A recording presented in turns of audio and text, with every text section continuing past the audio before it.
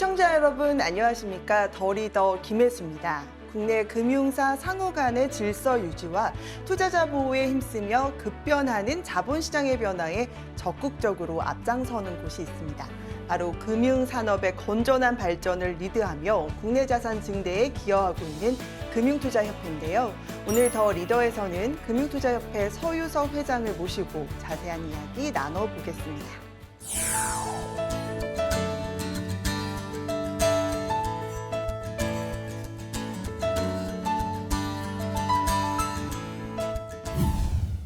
네, 바쁘신 가운데 출연해 주셔서 고맙습니다. 먼저 시청자분들이 알기 쉽도록 금융투자협회가 어떤 일을 하는 곳인지 설명 부탁드릴게요. 네, 안녕하십니까. 금융투자협회장 서유석입니다. 머니투데이 시청자 여러분 반갑습니다. 저희 한국금융투자협회는 대한민국의 금융투자 산업을 대표하고 대변하는 민간기구입니다. 저희 회원사로서는 증권사, 자산운용사, 부동산 신탁사, 선물사 이렇게 해서 총 396개 회원사를 가지고 있고요. 저희의 기본적인 활동은 자본시장과 금융자산의 발전, 그다음에 회원사 간 건전한 업무 질서 유지, 그리고 투자자 보호가 중요한 업무입니다. 또 별도로 금융투자 교육원을 통해서 우리 금융투자 전문 인력을 양성하고 투자자 교육을 활성화함으로써 건전한 투자 문화가 육성될 수 있도록 노력하고 있습니다. 저희 금융투자협회는 1953년에 설립돼서 이제 작년 기준으로 71년이 지났습니다. 한국 자본시장 발전과 거의 맥을 같이 한다고 볼 수 있고요. 앞으로도 저희 금융투자협회는 우리 국민들의 평안한 노후와 그다음에 자산 증식을 위해서 적극적으로 앞서 나가겠습니다. 네, 회장님께서는 대한투자신탁의 사원으로 시작해서 금융투자협회 회장까지 오르신 그야말로 셀러리맨 신화의 주역이다 이렇게 평가를 받고 있는데요. 성공적으로 이어온 또 지난 업적 몇 가지를 소개해 주신다면요?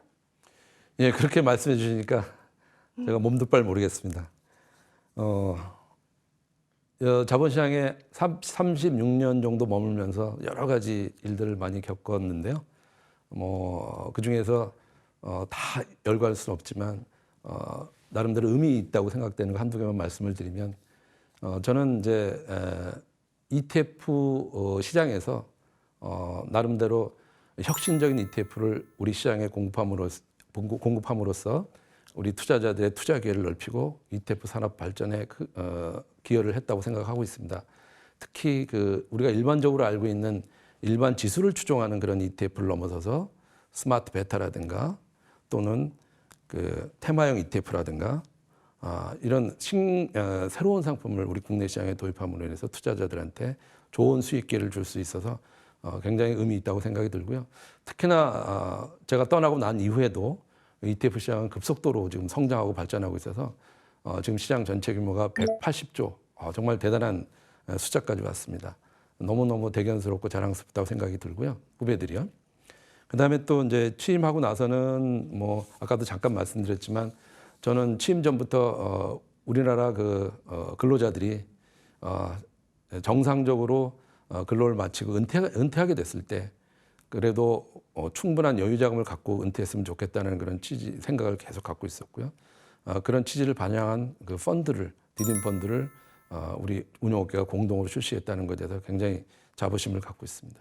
ETF 시장의 어떤 혁신, 성과에 대해서 말씀을 주셨는데요.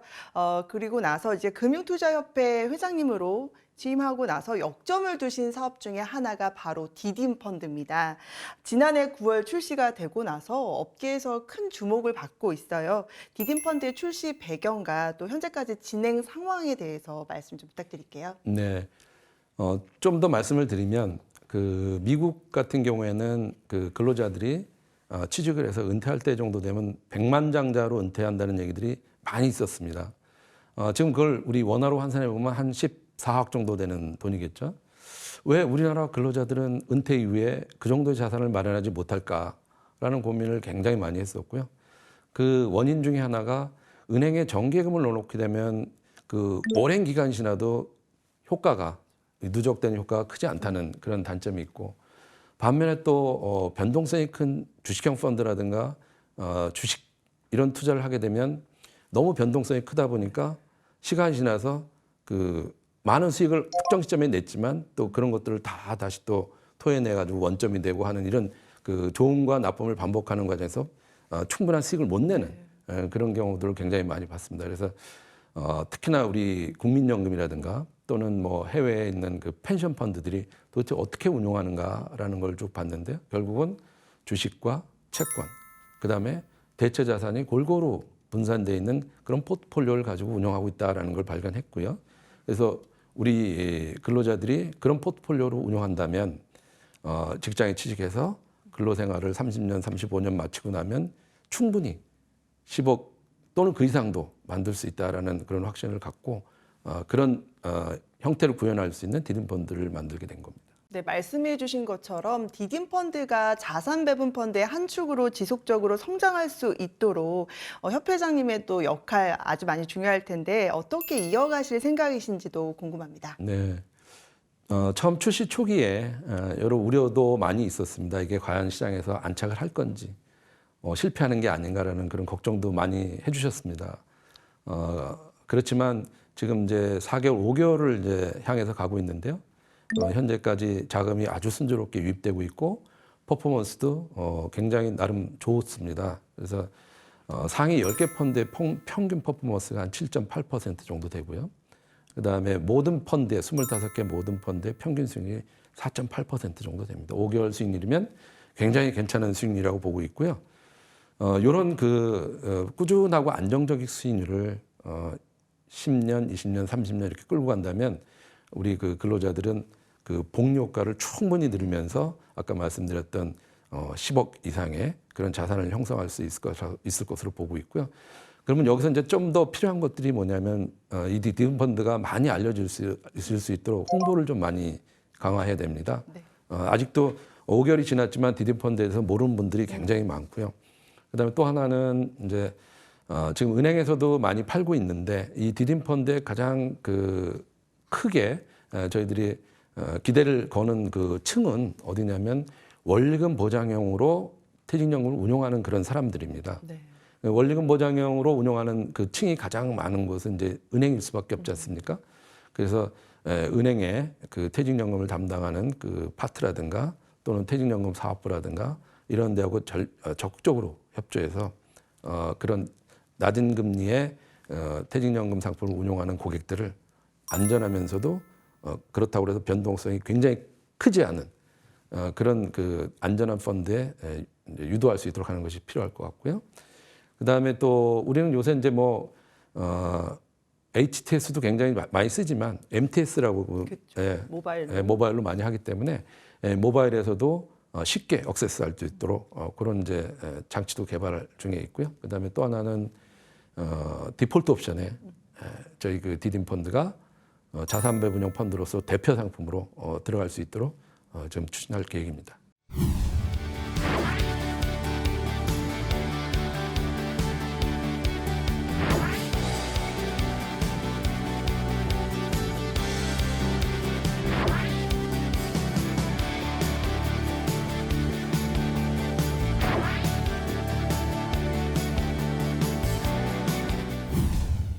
이번에는 금융투자협회의 주요 사업 현황에 대해서 조금 더 자세히 알아보도록 하겠습니다. 네, 금융투자협회의 주요 업무에 대해서 분야별로 설명 좀 부탁드릴게요. 네. 저희 금융투자협회는 금융투자 산업을 지원하는 업무를 제1우선으로 하고 있고요.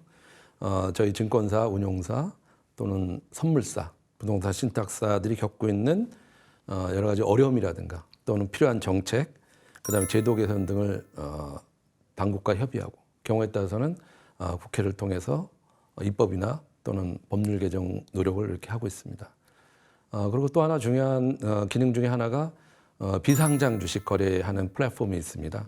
KOTC라고요. 그래서 비상장 주식 거래를 저희 KOTC를 통해서 거래가 가능하고요. 그다음에 본드, 채권 거래도 저희가 거래하는 K본드라는 그런 시스템을 운영하고 있습니다. 또 가장 중요한 그 업무 중에 하나가 자율 규제 업무입니다. 그래서 우리 회원사들 간에 건전한 영업 질서를 유지하기 위해서 필요한 자율 규제 업무를 하고 있고요. 그다음에 네 번째로는 해외 홍보, 우리 자본시장의 해외 홍보라든가 우리 회원사들의 해외 진출을 적극 지원하는 그런 업무를 하고 있고요. 금융투자교육원이라는 그 교육기관을 통해서 저희가 금융투자 교육을 수행하고 있는데요. 저희 회원사들의 이제 전문적 능력을 향상시키는 각종 그 교육과 그다음에 투자자를 대상으로 해서 투자란 무엇인가, 리스크란 무엇인가, 연금 투자는 뭔가, 뭐 이런 다양한 그 투자 교육을 하고 있습니다. 네, 협회가 아까 말씀 주셨던 디딤펀드 외에 공모펀드를 거래소에서 상장해서 거래하는 공모펀드 직상장을 준비하고 있다고 들었습니다. 어떤 내용인지에 대해서도 말씀 좀 부탁드릴게요. 이 공모펀드 직상장은 몇 가지 배경이 있는데요. 첫 번째는 그 투자의 패러다임이 지금 바뀌고 있다. 과거에는 전문가에 의존한 투자 또는 판매사에 의존한 투자를 많이 해왔는데 지금 IT 기술의 발달로 인해서 이제 직접 투자가 완전 대세입니다. 근데 반면에 우리 공모펀드는 공모펀드를 가입하기 위해서는 아직도 증권사나 은행 창구를 찾아가야 됩니다. 그런 찾아가는 불편함도 있고 또 가입하는데 또 시간도 많이 걸립니다. 그리고 공모펀드는 특히나 기본적으로 공모펀드로서의 안전성과 분산을 이미 벌써 검증받고 강국으로부터 허가를 받은 상품입니다. 그럼에도 불구하고 가입 절차가 굉장히 복잡하기 때문에 점점 공모펀드에 대한 인기가 없어지고 ETF가 그 시장을 다 이제 대체하고 있는 그런 구조라고 보시면 되겠습니다. ETF라는 거는 잘 아시겠지만 그 선점하고 있는 회사들의 어떤 그 영역이 엄청 큽니다. 그러다 보니까 후발주자로서 들어가서 그 비집고 들어가서 자기 영역을 이렇게 확보한다는 것이 정말 굉장히 어렵거든요. 그래서 이제 아이디어로 나왔던 것들이 뭐냐면 이미 각 운용사 갖고 있는 그 플래그십 펀드들이 있습니다. 자산 사이즈 크고 고객도 많고 퍼포먼스 좋은 이런 펀드들을 ETF처럼 상장하면 어떨까? 그러면 결과적으로는 ETF하고 똑같은 경쟁력을 가져가지 않을까라는 그런 이제 아이디어 차원에서 추진이 된 거고요. 다행히 이제 작년 11월 14일 날 금융위원회로부터 이제 혁신금융 서비스로 인정을 받아서 지금 추진 중에 있고요. 약 한 20개 이상의 운용사가 한 40개, 50개 이상의 펀드를 지금 신청하고 있습니다. 그래서 그 관련된 여러 가지 거래 시스템 구축이라든가 또는 운용 제도 또 규정 마련 이런 것들이 진행이 되게 되면 아마 이번 2, 4분기 내에는 선보일 수 있지 않을까 이렇게 생각하고 있습니다. 네, 지금 말씀해 주신 것처럼 공모펀드 시장이 상당히 부진한 상황인데 공모펀드가 상장돼서 거래가 되면은 펀드 시장에 좀 어떤 변화가 불 것으로 예상을 하시는지요? 예, 일단은 뭐 상장이 됐다는 거는 그만큼 이제 투자자 입장에서 보면 접근성이 좋아졌다는 뜻입니다. 그리고 접근성이 좋아졌을 뿐만 아니고 저렴한 비용으로 좋은 펀드를 살 수 있다는 뜻이거든요. 이 직접 투자하는 시장이기 때문에 증권사나 판매사, 은행이나 이런 판매사들한테 지불해야 되는 그런 판매 비용 없이 바로 이제 투자할 수 있는 그런 장점이 있고요. 그다음에 운용사 입장에서 보면 자기의 어떤 그 운용 퍼포먼스 또는 운용 역량을 고스란히 그 드러내는 거기 때문에 그 운용에 집중해서 수익률을 올릴 수밖에 없는 거기에 집중할 수밖에 없는 그런 구조를 갖게 됩니다. 그래서 그 둘을 합쳐보면 결국은 투자자들한테 좋은 상품이 쉽게 억세스할 수 있는 그런 기회가 된다 이렇게 보시면 될 것 같습니다. 네, 금융투자협회는 금융투자교육원을 따로 운영하고 있죠. 금융투자교육원의 목적과 기존에 진행 중인 과정은 무엇인지에 대해서도 말씀 부탁드릴게요. 금융투자교육원은 저희 업계에 필요한 그 실무 전문 인력을 선제적이고 체계적으로 양성하려는 목적으로 1974년도에 설립된 교육 전문기관입니다. 우리 금융업의 특성상 전문 인력 또 우수한 인력을 확보하는 것은 굉장히 중요한 과제입니다. 특히 이제 IB 자산운용이라든가 또는 대체자산, 대체운용, 자산관리 등 각 분야의 전문가를 양성하고 그 전문가들을 보수 교육하는 그런 기능들을 갖고 있고요. 저희가 매년 약 148개의 그 집합 교육 과정을 갖고 있습니다. 그리고 그 외에도 온라인으로 97개의 과정을 갖고 있고요. 1년에 약 한 30만 명 정도가 저희 교육 과정을 이수한다고 이렇게 보면 될 것 같습니다. 네, 최근에는 글로벌 인베스트먼트 인사이트 샌프란시스코 과정도 개설했다고 들었는데요. 개설한 이유하고 교육 과정은 어떻게 되는지에 대해서도 소개 부탁드립니다. 저희 글로벌 과정은 우리 금융투자업계 직원들한테 글로벌 인사이트를 심어주기 위해서 이제 개발한 과정이고요. 특히 그 실리콘밸리는 우리 그 벤처 기업의 산실이라고 볼 수 있지 않습니까?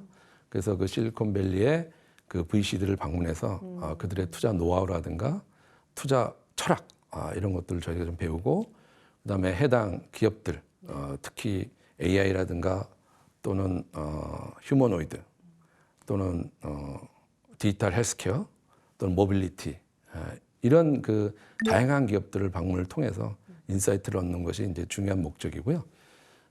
그 샌프란시스코 말고도 좀 다양하게 좀 기회를 넓힐 필요가 있다고 생각을 하고 있습니다. 그래서 뭐 인도라든가 또는 두바이라든가 저는 개인적으로 최근에 중국의 기술 발달이 굉장히 그 눈부시다고 보고 있기 때문에 중국도 한번 기회를 마련해야 되지 않을까 이렇게 생각하고 있습니다. 이번에 샌프란시스코 과정은 이제 4월이나 5월 그 사이에 아마 이제 추진이 될 예정입니다. 네, 청소년들을 위한 주니어 개인종합자산관리계좌 도입 필요성을 늘 강조를 하셨는데요. 어떠한 내용인지 자세히 말씀해 주세요. 예, ISA는 뭐 예금뿐만이 아니고 주식, 채권, 펀드 등 다양한 금융상품에 투자할 수 있는 종합자산관리계좌입니다. 현재는 대표적인 국민들의 자산관리 수단이라고 볼 수가 있죠. 하지만 이제 아쉬운 것은 19세 이상만 가입이 가능하기 때문에 0세에서 18세까지 그 빈 공간에 보완이 필요하다고 생각하고 있는데요. 특히 이제 영국에서는 주니어 ISA 제도가 이미 도입이 돼서 부모나 또는 조부모가 자녀를 위해서 18세까지 불입을 하게 되면 거기에 따른 세제 혜택을 주고 그 모인 자금을 학자금이나 또는 사회 진출하는 데 필요한 자금으로 쓸 수가 있습니다. 우리나라도 그런 제도가 좀 필요하다고 생각이 들고요. 특히나 이 돈이라는 것은 나이가 들으면서 돈까지 같이 늙어가기 때문에 좀 빨리 젊은 사람한테 이전시키는 그런 그 필요가 있고 젊은 사람들한테 이전시켰을 때 그들이 결국은 소비와 또 다른 투자를 통해서 경제를 역동적으로 만드는데 중요한 역할을 한다고 보고 있습니다.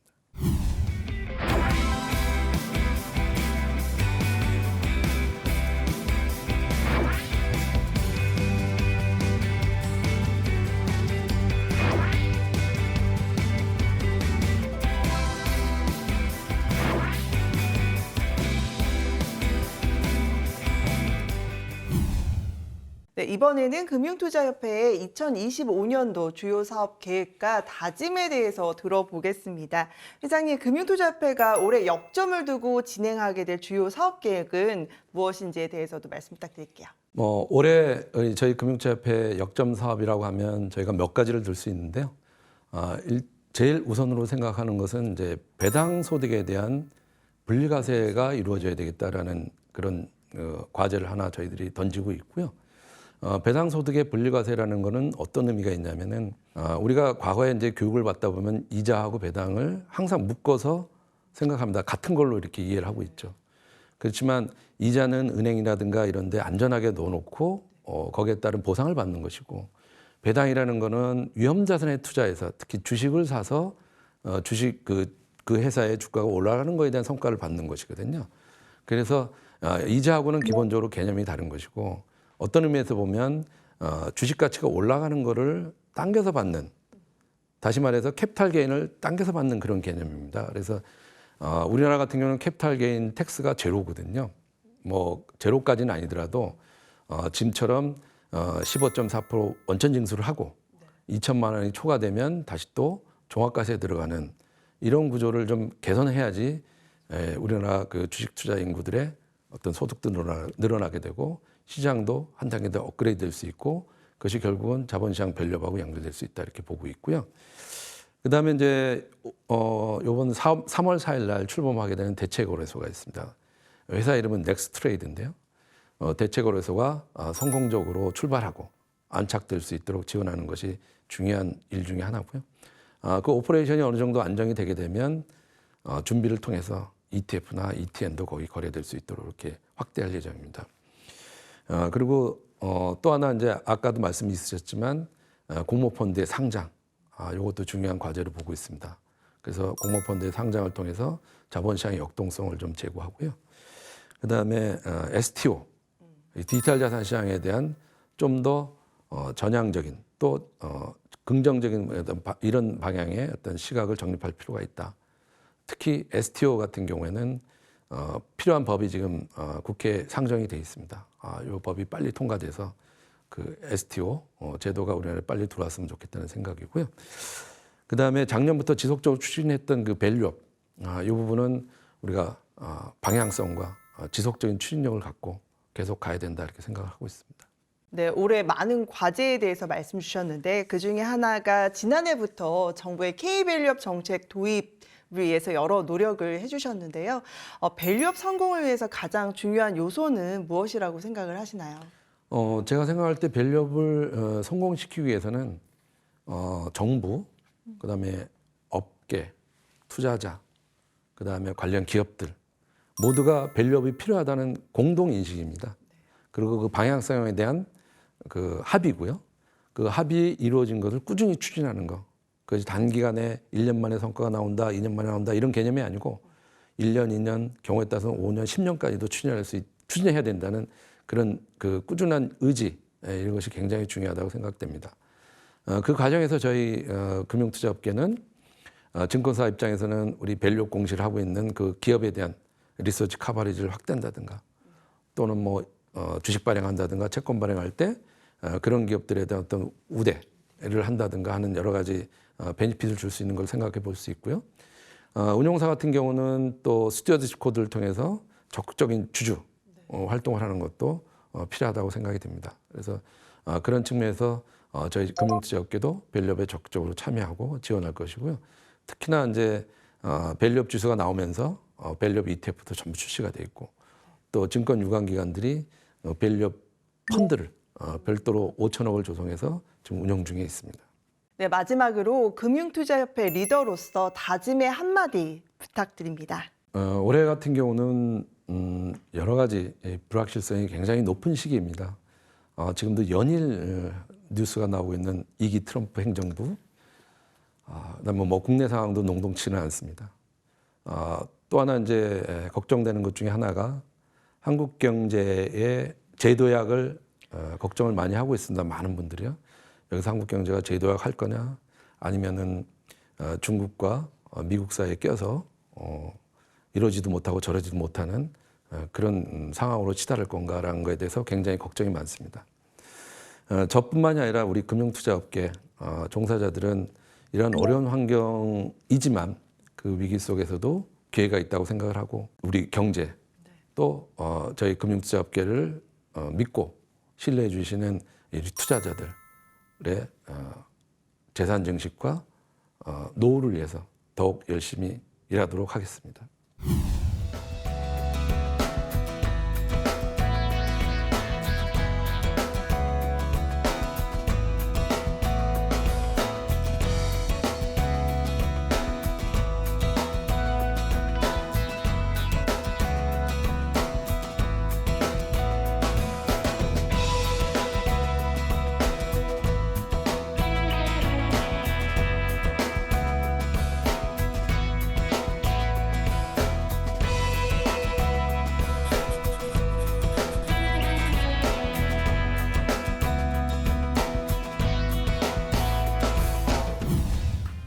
자본시장이 국민의 신뢰를 바탕으로 성장해 나갈 수 있도록 투자자 보호에 최선을 다하고 있는 금융투자협회에 대해서 알아봤습니다. 디지털 금융 등 급변하는 금융 환경에 적극적으로 대응하며 금융투자 산업의 외연을 확대해 나가고 있는 금융투자협회의 성공과 발전을 주목하겠습니다. 오늘 출연해 주신 서유석 회장님 고맙습니다. 네, 감사합니다.